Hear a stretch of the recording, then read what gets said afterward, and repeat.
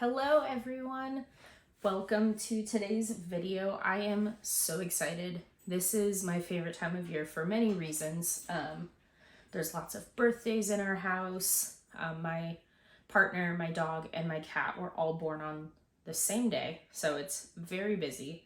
It's fall, it's my favorite season, the weather's cooling down, it's time for flannels and sweaters and beanies again, and it is also the coziest time of year to write. So usually this time of year I am avidly preparing for NaNoWriMo, or National Novel Writing Month. This year I am still eagerly and avidly preparing for a writing challenge in November. However, I am not participating in NaNoWriMo this year. There has been a lot of hullabaloo and the organization has mishandled some things. If you want to check out more on that, I will let others do the speaking. There are plenty of videos and online resources to research for more information on that. That being said, like I said, I am still participating in a challenge this November, and Sarra Cannon from Heart Breathings has introduced the Rough Draft Challenge. She will be doing it in November this year, I think a little bit for kind of tradition and posterity, and probably because a lot of folks were counting on doing NaNoWriMo this November, and then when a lot of us decided not to do it, there's kind of that hole of disappointment and sadness. So I think she's doing the challenge this November to kind of keep that timing consistent for folks. And then next year she said she would like to host the challenge multiple times a year and at different times of year. But for now, it will still be in November. She has very kindly said that there will be a very basic rudimentary website for you to set your goal and track your progress. And another feature that kind of makes her challenge stand out and different from NaNoWriMo is that she has introduced different tiers. So there is, you will see me, quick aside, you will see me referencing a piece of paper here sometimes because I am trying a little harder with these videos. As you may have seen my last video, I did learn to do some very basic editing, and this video, to make sure I can tell you guys everything I want to tell you and give you a clear, organized, and concise video, I have actually, not a word for word script, but I have made kind of a script and flow. So you may see my eyeballs occasionally veering off to make sure I am just staying on track, because I'm sure, as you know, if you've been around this channel, I like to chat. So I am going to be referencing over here. Back to it. Like I was saying, Sarah has introduced some tiers, and you can kind of choose your own adventure for her Rough Draft Challenge. The first tier is the Emerald tier, in which your goal is 10,000 words. Then you have the Sapphire tier at 25,000 words. The Ruby tier is kind of the traditional 50,000 words. And then there is the Amethyst tier for 100,000 words. I think this is a really unique thing to Sarah's challenge, is there is a Diamond tier, which is a create your own challenge. So a lot of folks find themselves not ready to draft in November. Perhaps they're doing a read through or revisions, or maybe they're getting ready to publish and so they're working on cover art and such. Or maybe folks aren't writers at all and they want to knit a blanket for their nephew, or they want to learn a handful of new recipes, or maybe they're working on their, thesis statement for grad school. So, or learning a new language. So the Diamond tier is for anyone who is doing something other than drafting brand new words of a project. So I will be aiming for, most realistically, the Ruby tier, which again is the 50,000 words. However, the amethyst tier for 100,000 words is very appealing. I would like to truly throw myself into this new project and see if I can draft the whole novel in the month of November. I have one National Novel Writing Month 3, maybe 4 times out of the 7-ish I've participated. So I have won about half, or maybe a little over half the times that I've participated. And at the end of the challenge, though I've won, I have not finished my draft. So this month, my goal is to not only win, and I use that term loosely. The point is not to, win or lose. If you make any progress, it is still wonderful, and progress is progress. But I want to not only hit my 50,000 words, but I would like to finish my rough draft that I will be starting in November. So part of me I have finished writing rough drafts of novels in the past, and they are not a full 100,000 words, but they are longer than 50,000. My typical rough draft tends to be 70 to 85,000 words, somewhere in there. So, pardon me while I take a sip of tea. This is good.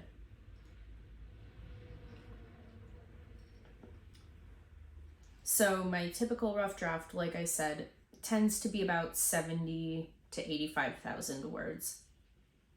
So for the month of November, I think I would like to aim about there.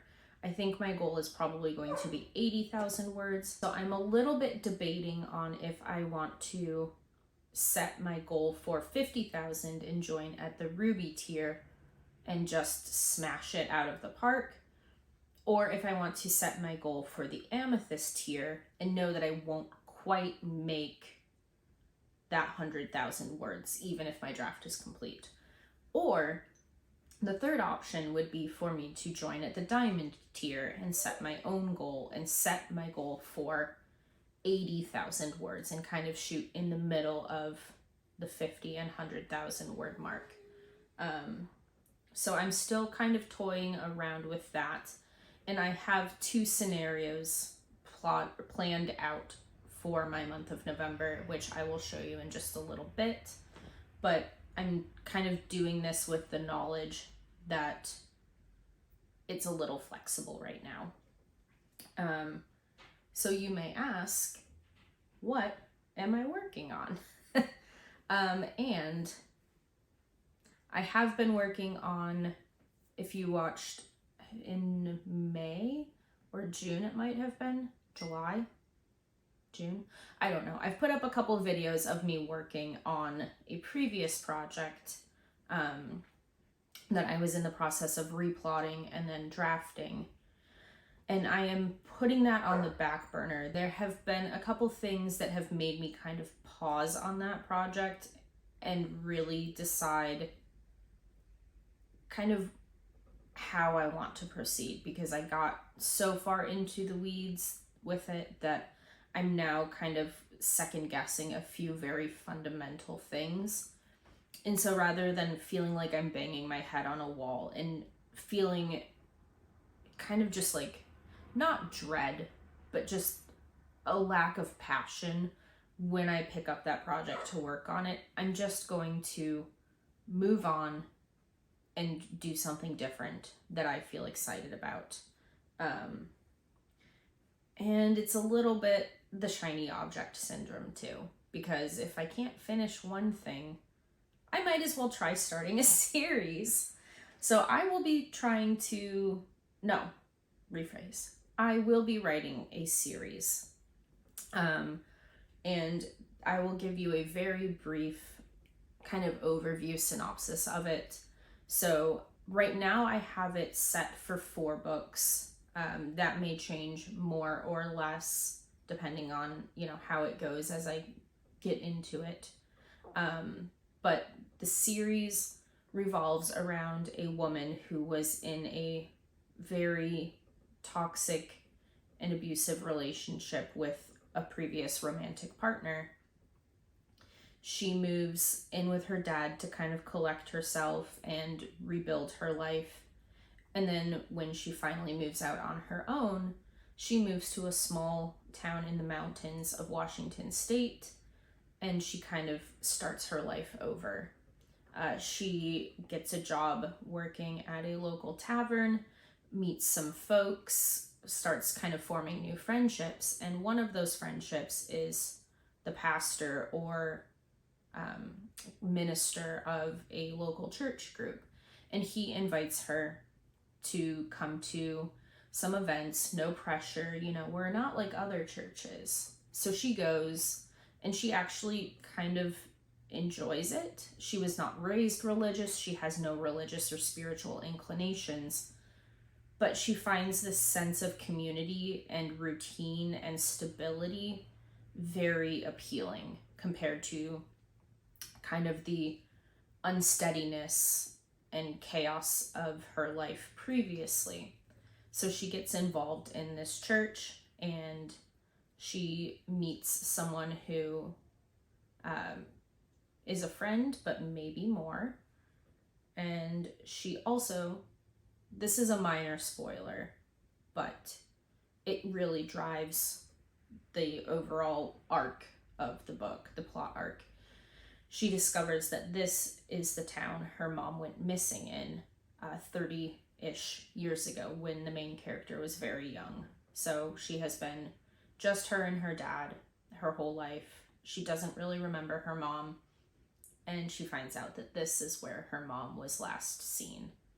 And so the majority of the plot revolves around her involvement with this new church, and maybe it's not as healthy of a situation as she thought it was going to be.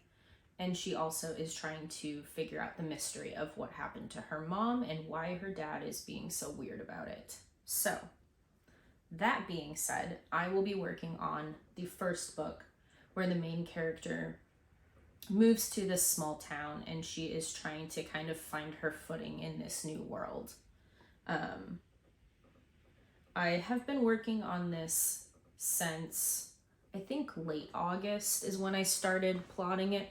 I had kind of had the seed of the idea for a few weeks before that. And then if you're a writer, a creative of any type, you have an idea that just kind of takes shape in the back of your mind and you can't put your finger on it. You can't articulate it, but it's there and it just kind of pulls at you and nags at you. And then maybe you can put it into a sentence or two and say, I want to write about a small town. And that's all you have. And then you say, okay, well, I want it to feel like this. And the vibes come to you. And then, it kind of marinates for a while. At least for me, my ideas will marinate for a while. And then I will finally say, okay, I need a pen and I need to start brain dumping this. And I need to start, brain dumping turns into kind of, okay, you have all of this stuff. You have all of these ideas. Now let's try and, like a lump of clay, you try and model it into something very rudimentary. That's the basic shape of a car or a house or whatever you're, modeling. That's not a good analogy, but you understand what I'm saying. So I had this kind of I had all this word vomit, essentially. Pardon the maybe gross imagery there. But I had all of this stuff that I have been working on kind of putting together and making it make sense for the last couple months now. So I'm finally at a place where I have book 1 fully plotted out. If tomorrow was November 1st and the start of the Rough Draft Challenge, I could start writing. The bones are there, but I still want to tweak it some more. I still want to finagle. There are things that in my mind I'm not happy with. There are some story threads that I need to kind of I've set those story threads out, and I need to either make sure I am not tying them up in book one, and I need to make sure that the thread is sufficiently woven into the fabric of the story, or I need to make sure that that thread is neatly tied up by the end of book one. So I have some kind of loose ends. Please don't laugh. I have some loose ends that I need to tie up and kind of figure out before November starts. But as a whole, the book is drafted. Not drafted, it's plotted. And after I am happy with the plot, I will make a large plotting wall on the wall of my office here, which I will also show you in a little bit. And that will give me a large kind of eagle eye view of book one specifically, but also the whole series. And I don't have most things figured out in the series, but I do have a very general idea of where it is going. If you're planning a road trip from California to Maine, you know you generally need to head northeast. You don't know the roads, you don't know how long it's going to take you to get there, you don't know the specific turns, but you have an idea. And that's kind of where I'm at with my series. I know generally where I'm going, but I don't know how I'm getting there or how long it will take me to do that. So the plotting wall will be largely for book one for a very detailed focus on the plot. And then books 2, 3, and 4 will be very loose kind of plot lines and major plot points to keep me aimed in the right direction. And after I am done with my giant plotting wall, I will count up how many total scenes I have for book one, and I will make a drafting Kanban board, which is here in my office, and I will also show you. And then after I make my Kanban board, I will make my individual scene cards. And that way, when I sit down to write, I always know exactly where I'm going. Like driving the car. In 10 miles, you're going to take a left. I don't have to guess. I don't have to think about it. I don't have to make any decisions. It's already plotted out. It's already mapped out, and I can just go and hit the ground running on November 1st. Because when I am drafting, I find that nothing slows me down more than the blank page and the lack of a plan.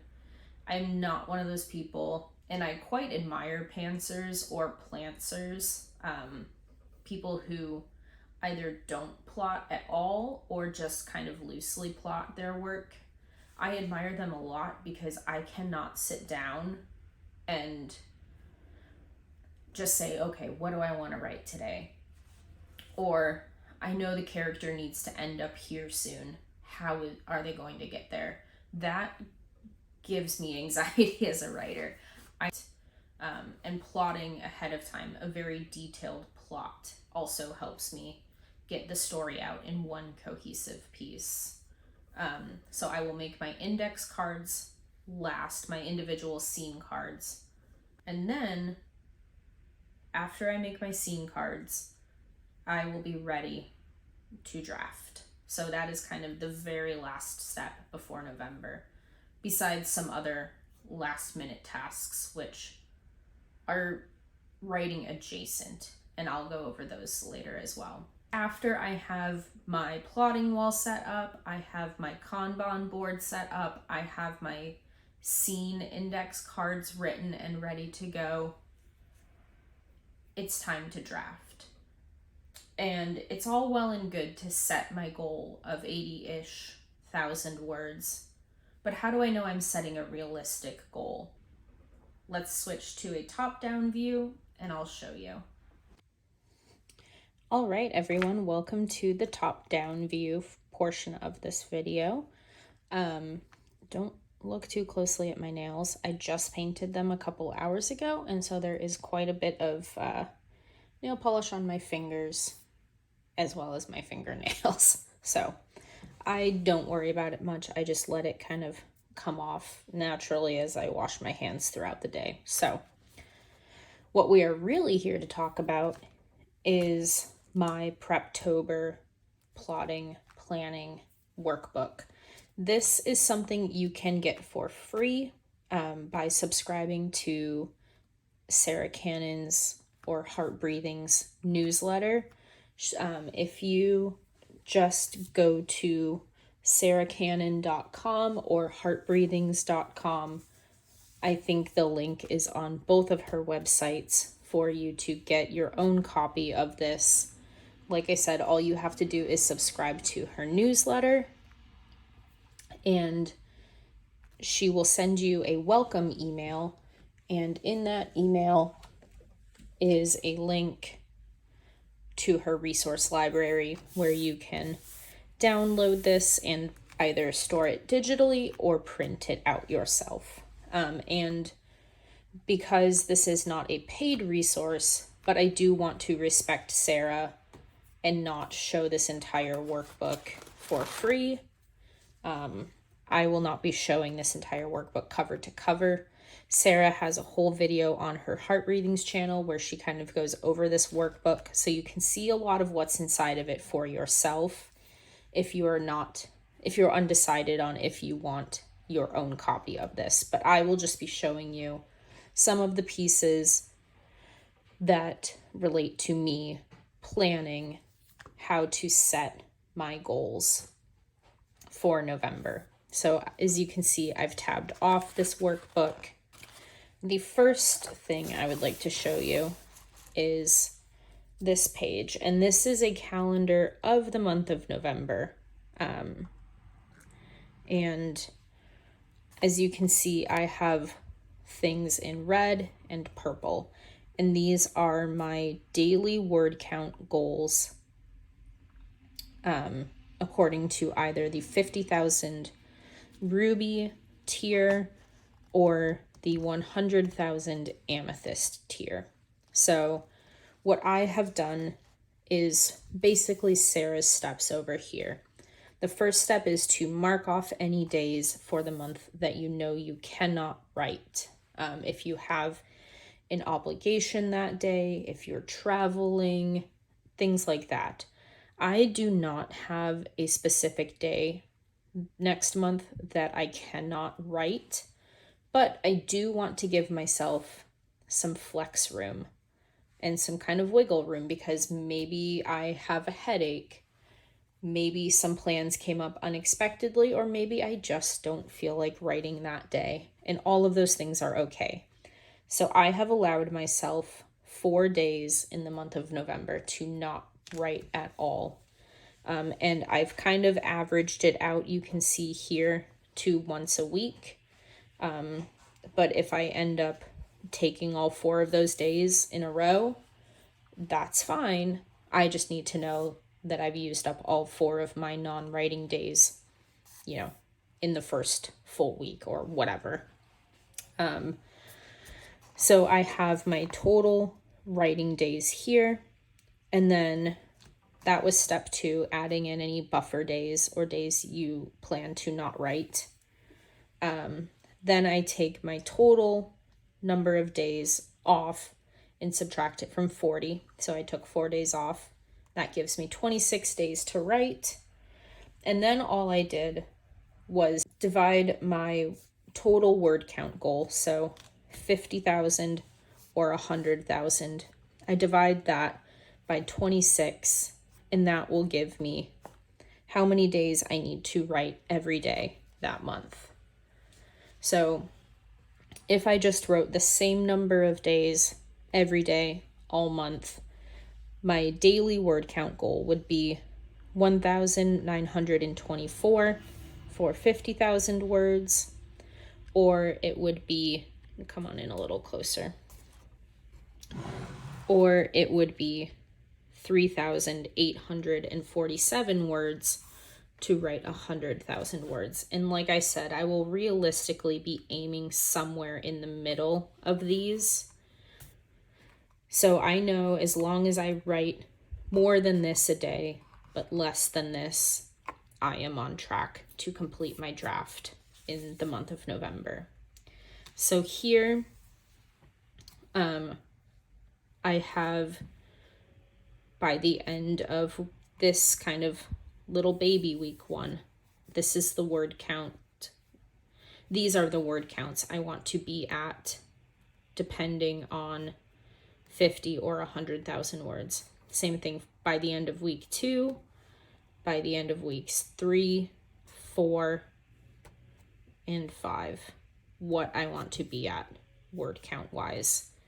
And that's just a quick snapshot to see if I'm on track. Over here, along this side column, I have sort of the same thing. So I have my weekly average goals. So kind of a little bit of a duplicate, but these are good snapshots to kind of see if I'm on track for that week. And as you can see here, not every writing goal is the same every day.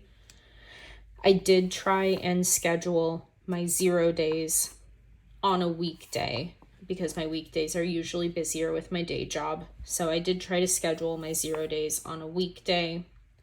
And then I did ramp up my writing goals on the weekends and subsequently lower them during the week, to try and give myself some flexibility and grace for my actual schedule, because I'm not trying to lose sleep over this. And then my 0 day for this week is not on a Wednesday. I arbitrarily put this on a Wednesday. I could have easily put it on a Monday or Tuesday or Thursday as well. I just kind of chose Wednesday arbitrarily, like I said. But this week, I did put my 0 day on a Friday because Tuesday the 12th through Thursday the 14th, I will be taking myself on a writing retreat, a solo writing retreat, and I want to get some big word counts in. And I set these goals for 4,000 and 5,000 respectively on these 2 days, and then 3,000 and 4,000 on this last day. I set them a little lower than what I think I can realistically do, just to not burn myself out. But when I come back from that retreat, I expect myself to be physically and mentally exhausted. So I would like to give myself this day after my writing retreat off to kind of rest and recharge. And then I set my weekend goals a little lower than I normally would set a weekend goal, just to kind of ease myself back into the writing practice and not try and push too hard. So these are my daily word counts. Now that I have my daily word counts and my daily goals, I can ask myself, how much time will this take? Am I setting a realistic, reasonable goal for myself? So next, I like to look at, and again, I'm following Sarah's workbook here. This is not a method I have created. And I don't think Sarah's even created this method. It's just a good practice to follow when you are setting goals for yourself. Sarah encourages you to look at your sprint length. And a sprint, if you don't know what that is, a sprint is where you set a timer for a set amount of time, whether it's 10 minutes, 45 minutes, or anywhere in between. And you say, okay, for this amount of time, I am going to focus on, in this case, writing. And I'm going to see how much I can get done within this time frame. And so I have, over the years, participated in lots of live streams where we do sprint sessions. I have done lots of sprint sessions with people that I know in my local writing community. I've done them by myself, and I have determined that my favorite and most productive sprint length is 20 minutes, with breaks in between. I don't just write for 20 minutes and then reset the timer and add it all over again. There are times where I write down how many words I've gotten after those 20 minutes, and I say, I am in such a flow state that I'm not taking a break. I'm just going to go for another 20 minutes.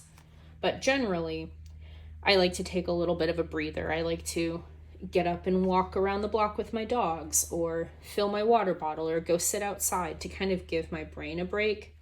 And then I jump back in for another 20-minute sprint. So I take my preferred sprint length of 20 minutes, and I have kept sprint data for years. I have pages and pages in my notebooks full of sprint data from, I think, as far back as 2019.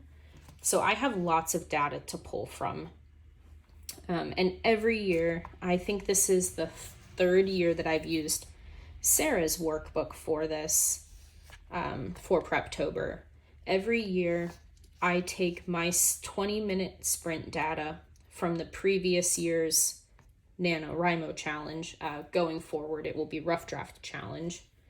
But I will take my previous year 20-minute sprint word counts, and I will average them out and say, okay, in 2023, I did 72 20-minute sprints, and I add up all of those 72 word counts that I got.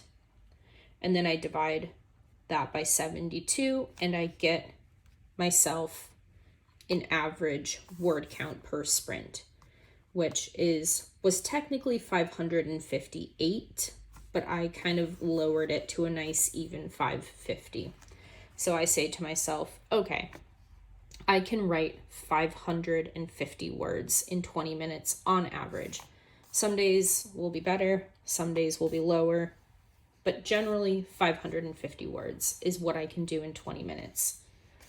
And I pulled out my Preptober workbook from 2023 just to see what my average word count was in 2022 from that sprint data. And on average, in 2022, for a 20-minute sprint, I wrote 460 words every 20 minutes. So imagine my pleasant surprise when I saw that I wrote 558 words per 20-minute sprint. That was an increase of 98 words in 1 year. So I increased my sprint productivity by 20%, by almost 100 words exactly in 1 year.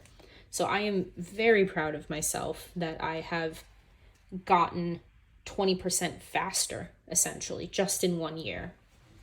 So that really made me feel, one, it made me feel good about myself as a whole. And two, it really kind of bolstered my belief that maybe I can do a whole draft in the month of November, because look how much faster I've gotten in just 1 year. So anyway, that aside, I just wanted to brag a little bit, and I hope you don't see it as, cocky or whatnot. And this is not to make anyone feel bad about their own word counts or anything like that. Everyone's doing their own thing. Everyone's on a different journey. It took me a long time and years to be able to write this quickly. And I still know people that can write laps around me. So everyone's on their own journey, as cheesy as that saying is. So my next step was to say, okay, I need to write 1,924 or 3,847 words a day. And again, realistically, somewhere in between there. So I need to take my word count each day, divide it by the average word count per sprint, which is 550. And that will give me how many sprints I need to do each day. How many 20-minute sprints do I need every day to reach this goal?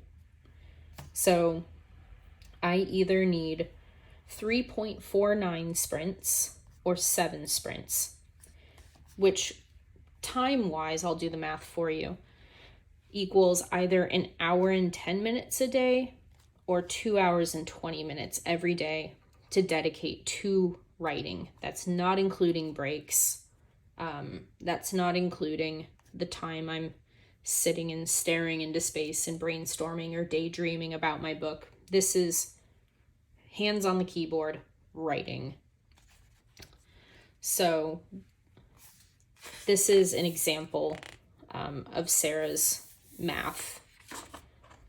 So my last step in that was to say, okay, I've figured out my daily word count goal. I've figured out how many sprints I need each day. And I have figured out my desired writing time each day, how long these sprints will take me every day. Now let's see how many sprints total I need to do to reach that 50 or 100,000 word count goal. So I will either need 91 sprints or 182 total sprints throughout the month to reach my goal. And that just kind of keeps me in check a little bit, where I'm 2 weeks in, and if I've only done 10 sprints and I'm almost halfway through the challenge, I know I am not on track to reach this goal by the end of the month. And that's okay. Things come up and life happens.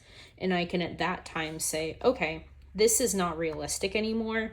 How can I adjust, and what seems realistic for me going forward for the rest of the month? And I can then very easily, because I've done the math ahead of time, adjust my plan accordingly if needed.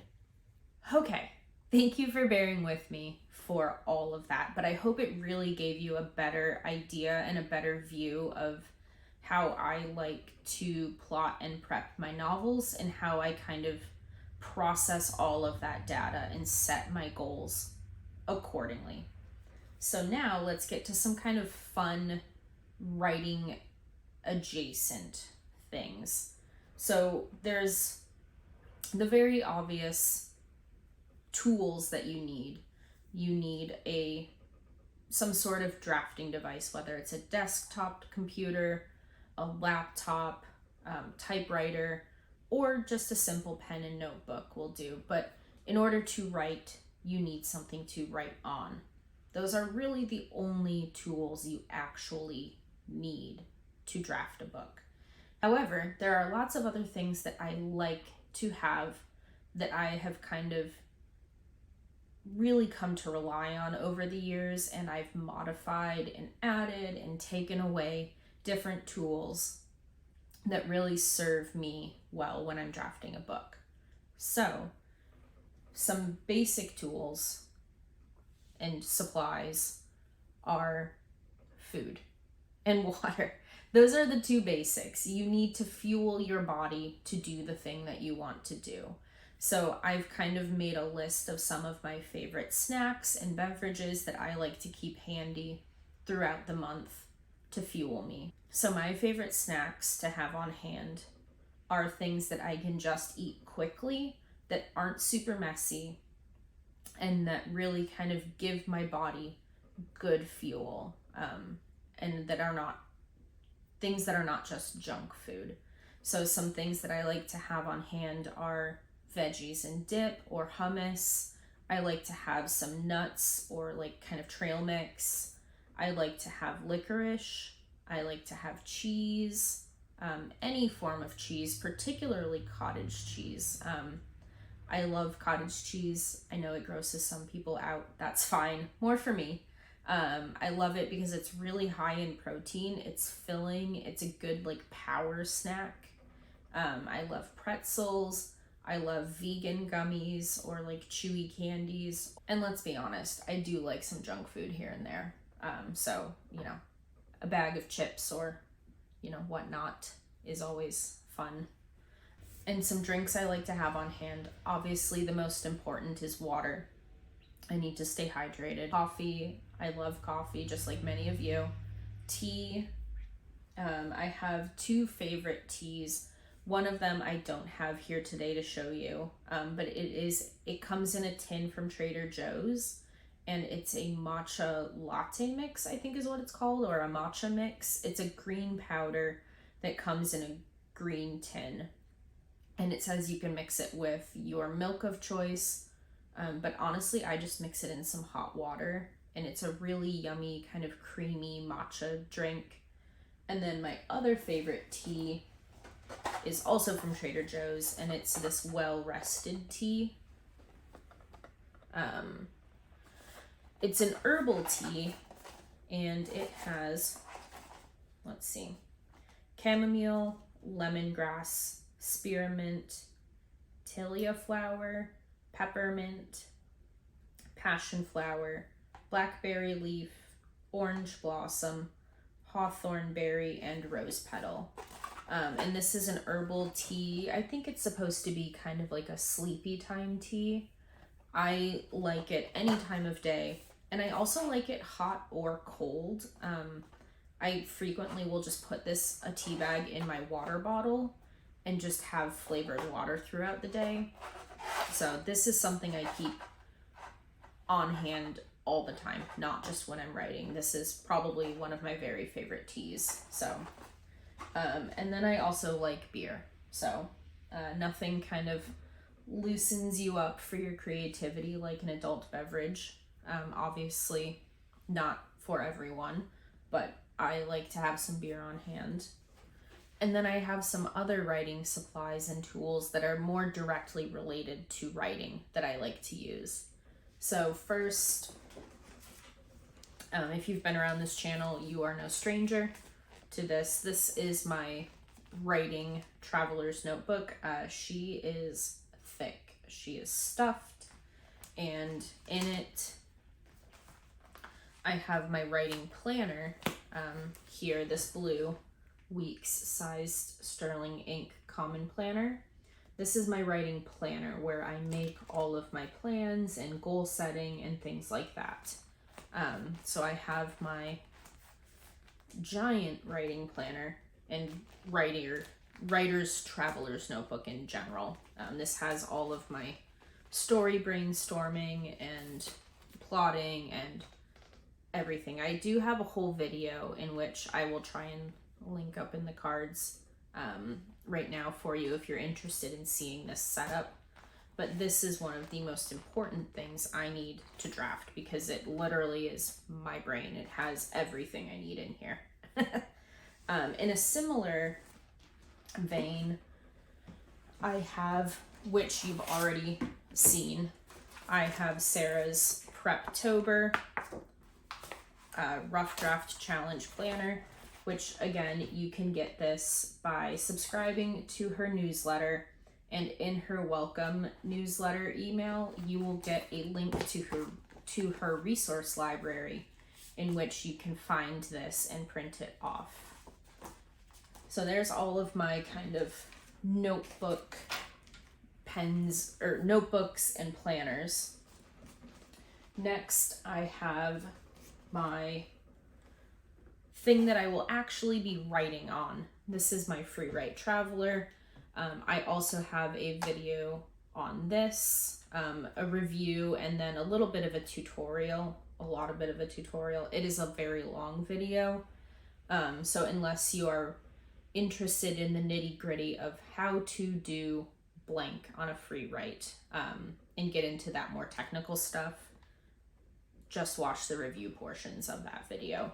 But this is my free write. This is what I will be drafting on for all of November. I have written a full novel and a half-ish on this device. I highly recommend it. I personally love this thing and cannot see myself drafting without it. So this is perhaps the most important thing I need to draft my novel in November, and making sure it stays charged, which it does have a great battery life, but I will probably, just for safety, charge it once or twice over the next month. Next up, I have my headphones. I like to listen to music when I write, and I also like to tell people to heck off, and nothing says leave me alone like giant headphones. So these are the Razer Barracuda headphones. They do have a microphone attachment. These headphones are made for gaming, and I do also use them for gaming. They have a microphone attachment, but I mostly use them for writing. And I just have this little U-Brands case. It's really soft on the inside and has a mesh pocket. And I use these to kind of store and protect my headphones in. So another very essential, important tool that I need to draft a book. Next, I have my pencil case. This is, I don't know the brand. You can find it on Amazon. I think it's on Jet Pens. I think it's also maybe on Stationery Pal. But you can find this pencil case a few different places.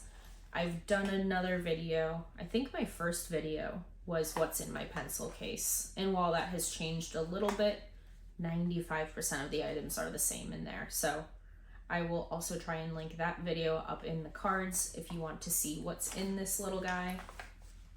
And then I have my index cards that I use to write individual scenes and plot those on. I always need extra as I am plotting, and even when I'm drafting, sometimes inspiration strikes and the characters want to do something other than what I had plotted for them.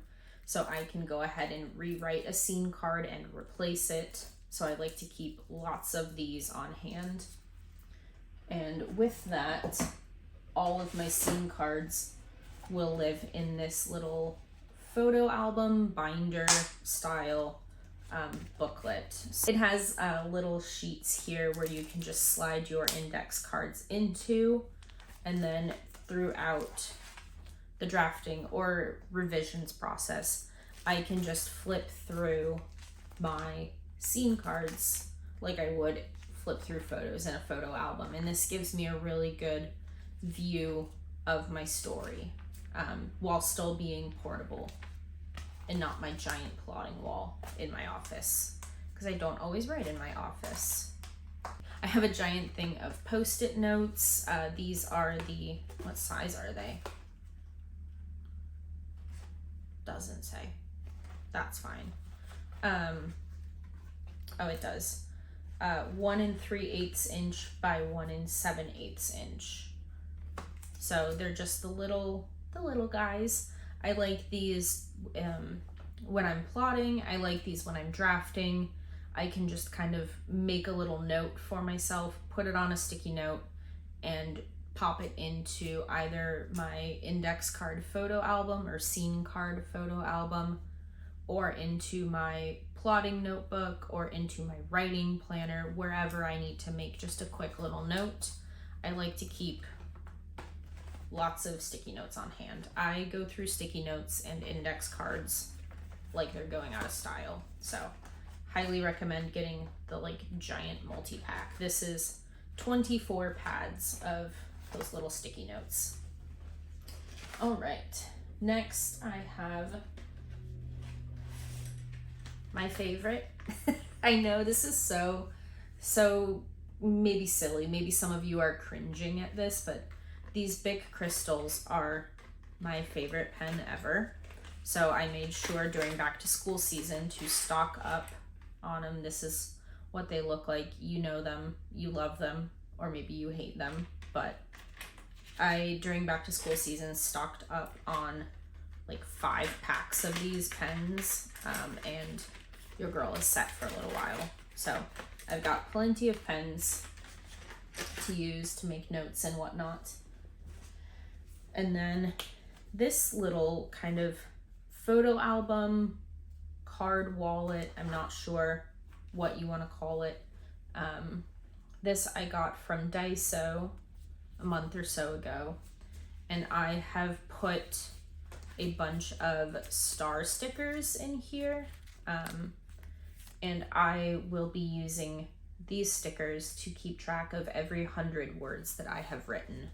So I will have a space I haven't fully decided where yet, if it's going to be in my writing planner, if it will be in my actual kind of brainstorming plotting notebook, or maybe somewhere else entirely. But I will be giving myself a sticker for every 100 words that I write, and then I will be able to see 80,000 words worth of these star stickers all lined up to show how much I've written. So I think this will be a good motivational tool for me to use this month. All right, I apologize if the camera is shaky. I will do my very best to hold steady. This is my Kanban board. So after I am done plotting and I have my plot wall all filled out, I will come over here and make my list of scenes to write, scenes I am writing, and scenes written. And this is just a really good visual way for me to see my progress in my scenes. So right now, my novel is sitting at 40 scenes. They're kind of curling, but each little post-it here has a number on it, 1 through 40. And after, when I write scene 1, I will take scene 1 and move it down to my writing section. And once it is done, I will move it down to my done section. So this was originally set up for my previous project that had 61 scenes. I don't want to get rid of these because I can reuse them in the future, or if I finish plotting this month and realize my book has 46 scenes, I will move these 6 post-its up here. So I want to keep these, but these will be coming off, or whatever I'm not using will be coming off of my dry erase board. And then this portion here for my previous project, I had my whiteboard oriented 90 degrees. So this section here I used for other things, writing down daily word counts, reminders, anything that I needed. This big space was just free space. And then this here was my scenes to write section. This was my currently writing section. It's very small because I only write one scene at a time. And then this section here was my done or already drafted section. So to do, doing, done. I think I will be leaving this here for now in oriented long ways. So I will have to make to write, writing, and done, and kind of rearrange this board in a different way. Also, ignore the paint swatches. I am preparing to this winter renovate my home office, and so here's a little spoiler of some colors I was thinking of. All right, please forgive me, the lighting is not the greatest, but this is my giant plotting wall.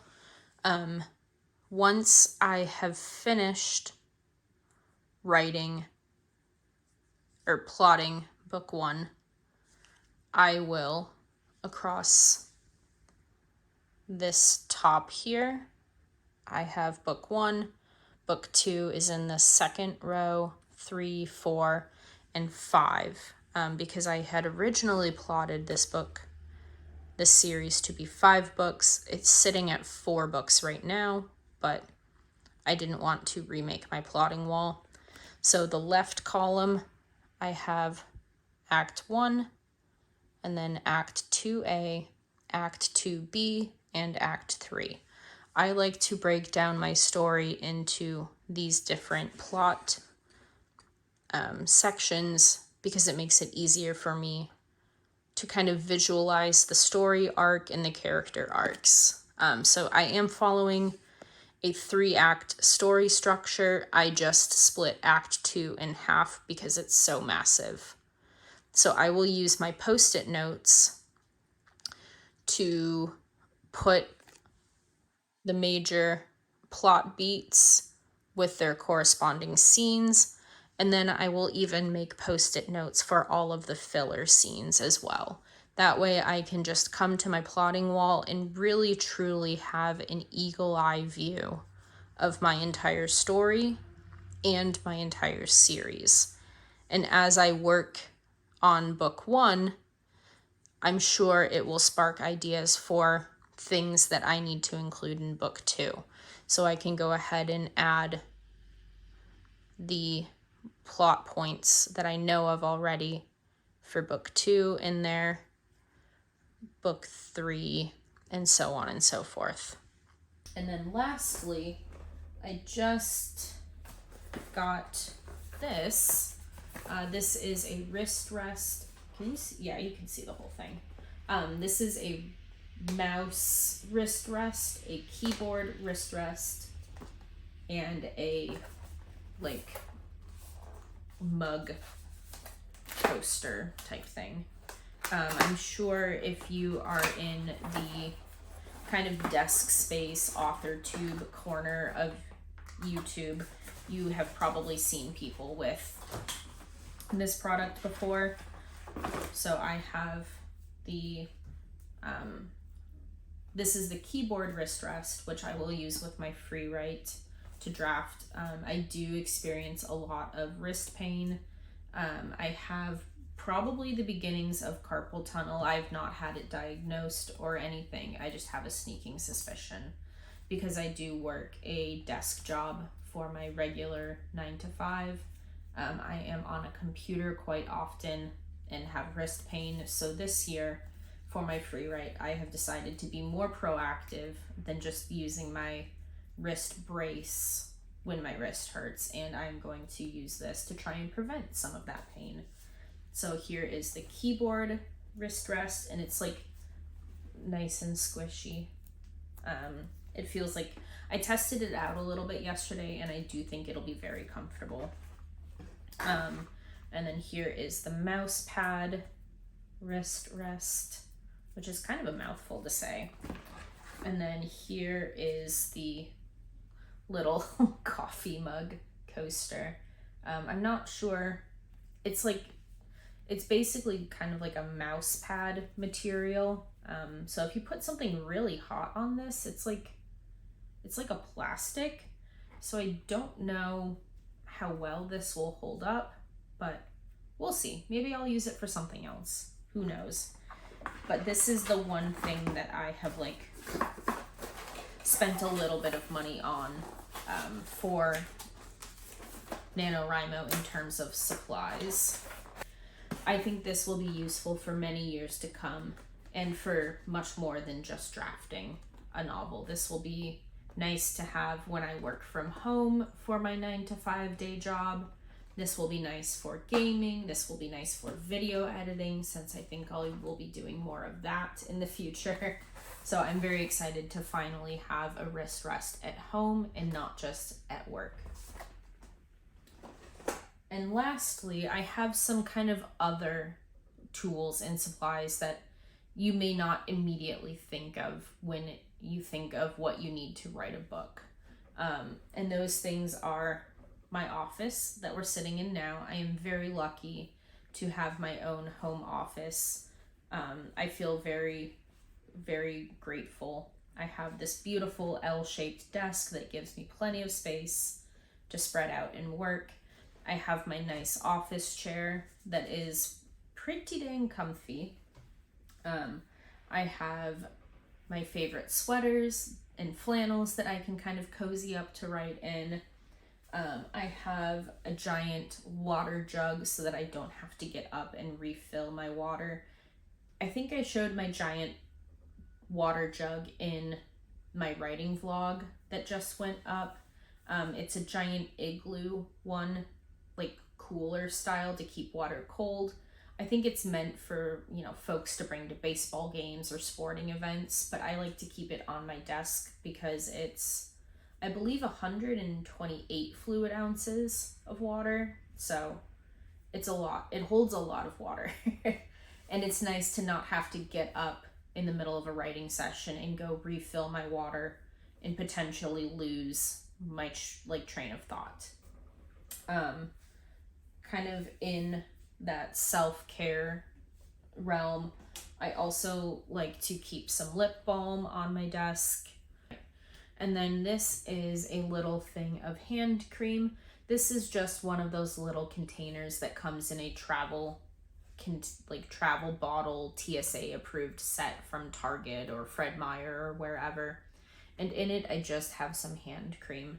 That way, if my hands or skin or my lips feel dry, I have this at my desk, and again, don't have to get up and be distracted or lose my train of thought. And then one thing that I do want to get before November starts is a candle. I love to have a candle burning. The aroma is nice. It feels very cozy. It makes my desk space just kind of feel a little more elevated. But I do get kind of an itchy throat, headaches, and even migraines from lots of candles, particularly cheaper ones. So there are a few boutique stores downtown where I can find some nicer quality candles that won't be quite so scent heavy and hopefully not give me a headache or irritate my throat. And then the last two things that I like to have ready for November are, or anytime I'm drafting, are music playlists. I have a whole playlist that I have created and curated on YouTube. And then the last thing that I like to have is live sprints. The Heart Breathings writing community, I've mentioned this before, frequently has live sprints, and during November there will be lots of folks on YouTube or Twitch who host live productivity sprints where everyone gets together, we set a timer, focus for that amount of time, and then kind of take a break and chit chat, share our progress, and then go back to focusing. And folks usually do these live streams for 2 to 3 hours. And I heavily rely on live streams, and I do like to go back and rewatch older ones to really help me kind of get in the zone and focus. I really like the body doubling aspect of someone else being productive, or many someones being productive, and me kind of co-working alongside them virtually. So those are all of my tools, and I hope you maybe got some inspiration, or it helped you kind of make a list of things that you want to have ready for the best writing experience that you can have. All right, now that we've taken a look at our Preptober plan, I've shown you guys some of my favorite supplies and tools that I like to have while I'm drafting. Here is my actual to-do list. The things that I need to do before November 1st hits. The first thing I needed to do was my previous project was on my free write traveler. So what I needed to do was take those documents, make sure they were on the cloud storage that FreeWrite provides, save copies of those to my actual computer, and back those files up. And then I needed to clear my FreeWrite and delete all of that project off of it so that I had all of the space in the world for this new project, and I would not get confused about which document was from which project. So I backed up my FreeWrite files and saved all of my old project. I cleared my FreeWrite, so it is empty now and ready for me to use. And then I also charged it so it's ready to go for November 1st. And as we just did together, I figured out all of my daily word count goals. Next, I need to deep clean my office. I want my office sparkling clean for November 1st so that when I sit down to write, I'm not looking at something and saying, I wish I dusted that, or this needs to be cleaned. My office is perfectly clean and I can just focus on my writing. I was thinking about filming an office tour this month. However, I think I will be saving that for a later date. I would really like to just focus on getting prepared for November 1st and the Rough Draft Challenge. The next thing on my list was filming this video, which we'll just go ahead and check off because it is filmed. And I talked about needing to set up my Kanban board. I need to set up some virtual write-ins on my YouTube channel. I would like to host some live writing sprints and streams because I really like participating in them. So I would like to start giving back and hosting some of my own. I offered this to my local writing group, and it seems like some folks are interested in that. So there may be some folks from my local community who participate, as well as hopefully some of you folks here. So a nice little kind of melding of two worlds.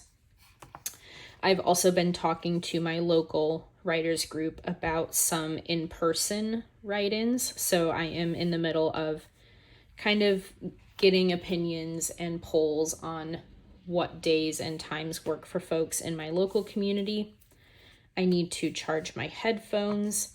I need to make my scene cards, finish filling out my large plotting wall, and I need to set up my sprint tracker because, like I said, I keep track of all of my sprint data every year, and I need to set that up ahead of time so that when November 1st hits, I'm not spending 10 minutes setting up my tracker. It's already done and I can just go.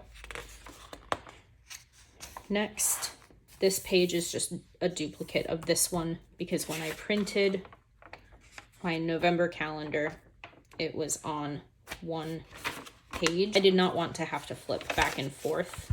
I wanted to be able to see my whole calendar on a full spread. So this page is duplicated. I'm not using this. Next, I have my shopping list, and I'm not buying much. I do have to add my wrist rest, which I have now. But the things that I need to spend money on, I needed to book my hotel room for my writing retreat, which I have done. I need to get the matcha tea mix that I was telling you about from Trader Joe's, and I need to buy more of that well-rested herbal tea because I will run out before November is over. And then I do want to stock up on some healthy snacks.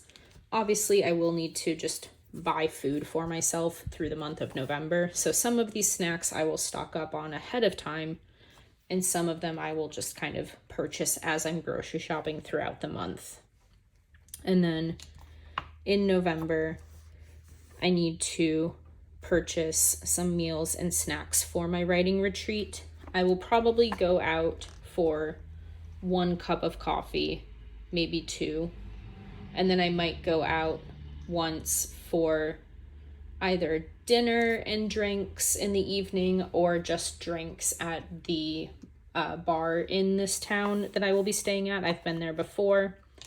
But mostly I will be eating in my hotel room and making food myself.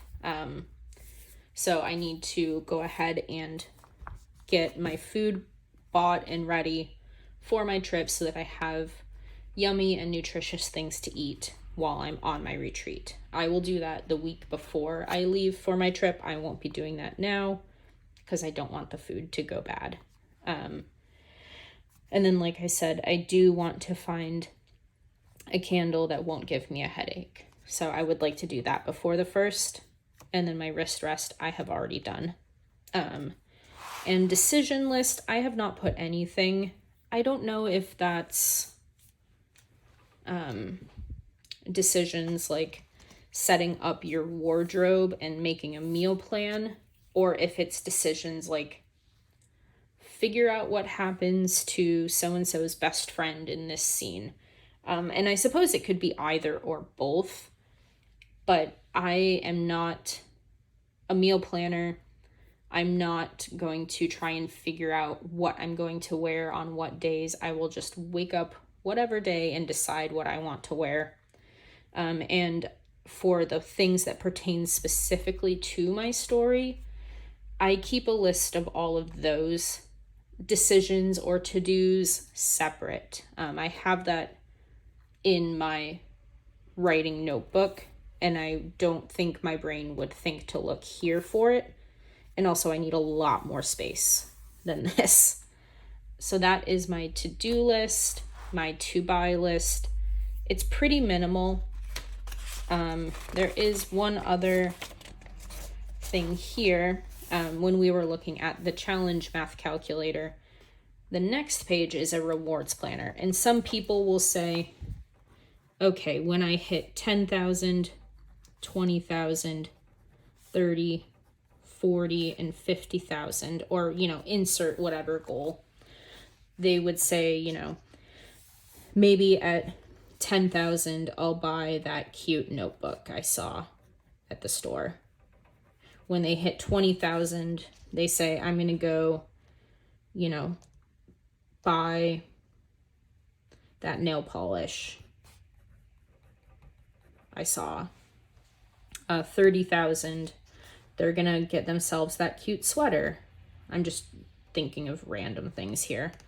And incrementally, they kind of, the larger the goal, the larger the reward. So maybe if they hit their overall goal, they're going to say, I'm going to buy myself a Nintendo Switch.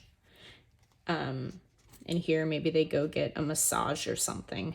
So generally, it's like rewarding yourself for hitting these milestones in your challenge. And not all of these have to be monetary. You can say, for 10,000, I'm going to go take a walk at my favorite park. For 20,000, I'm going to curl up and do a movie night with my partner. For 30,000, I want to make that yummy dinner that we made a couple months ago that I loved so much. And I guess it does require money to feed yourself, but you get my idea. And maybe 50,000, your reward is you're just going to spend a whole day doing whatever you want. And so you can find ways to reward yourself without spending money. So monetary, not monetary, a mix of both. I don't usually find myself too motivated by this rewards. I am the type of person where if I want that yummy dinner or I want that nail polish, there's no one telling me I can't have it right now. So I'm just gonna, before I even start on day one, I'm gonna be like, you know what? I want that yummy dinner. I'm gonna make that tonight. Or, insert whatever. So I typically don't find that rewards work very well for myself. I have in the past said, okay, if I meet my overall goal, I will reward myself with one thing. And that tends to work a little better. And so I have bought myself a reward now that I am telling myself I cannot use until this rough draft is done. Not just the challenge, until this draft is done. So hopefully I can finish it in November. But whenever I finish my draft, I get this. This, ooh, sorry about the ring light glare. It is what it is. This is a traveler's notebook cover that's full of glitter. And it has this little glitter bow on the outside that clips on. I am probably, come on, there we go. I'm probably going to take this off because I think it would just get ruined. And also this feels like the glitter is going to rub off onto my hands, in my bag, whatever. It's not like you can see the individual pieces of glitter lifting off of the bow. So I will probably just put this as decoration somewhere in my office so I can look at it. But I get this traveler's notebook cover when I am done with my draft. And it has 4 strings, which is amazing compared to like the 1 or 2 or 3 that a lot of them have. And then it's hard to see, but it does have clear, kind of scalloped edge pockets on the inside with just kind of plain glitter jelly cover. And it has that on both the front and back side. This is from Paper Bound Creations on Etsy. I have been eyeing this. This is called her shaker covers, I think, because, you know, you can shake them. But this is in the color Halloween Night. I know ghosts are not applicable all time of year, but I feel like they're subtle enough that I don't mind using it all year round. She has a lot of jelly covers, shaker covers, faux leather covers. If you're not into this style, there are a lot of things on her Etsy shop that I was very interested in. So I'm very excited to gift this to myself when I finish my rough draft. But I cannot use it until then. So if you see me using it before my rough draft is done, call me out nicely, kindly, but call me out on it because I need to like be held accountable for this. All right. Thank you for bearing with me. I know that was probably a lot to sit through, but I hope that you have gotten a peek inside my process, that you enjoyed this. I know I love seeing other writers' processes, what they use, how they use it, what they do to prep for a new writing project. So I hope if I didn't inspire you, you at least had fun. So I am going to head out, but I would like to invite you to participate in Sarah's Rough Draft Challenge. Like I said, you don't have to be a writer. You can be learning a language. You can be working on your graduate school homework. You can be learning a new skill or whatever your heart desires. You don't have to be a writer. There is that diamond tier for you to set your own goals. So I invite you to join her community, to join her Rough Draft Challenge, and come hang out with us this November. And I also would like to invite you to some live streams that I would like to be hosting. And I have participated in so many live streams that I would like to give back and start hosting my own. I don't have a particular day of the week or time that I am set on. So if you are interested in attending a live stream, let me know in the comments what days of the week or what times of the day work best for you. And we can maybe try and plan something out as a community. Whatever you're doing, we can hang out together. So let me know again what days and or times work best for you if you are interested in participating in some live streams here. If you're participating in NaNoWriMo, no judgment on my end. Let me know what you're working on. Or like me, if you're participating in Sarah's Rough Draft Challenge or any other creators challenge this November. If you are participating in something, or maybe you've just had the spark of an idea to participate, let me know what you want to work on, and I will talk to you soon. Bye.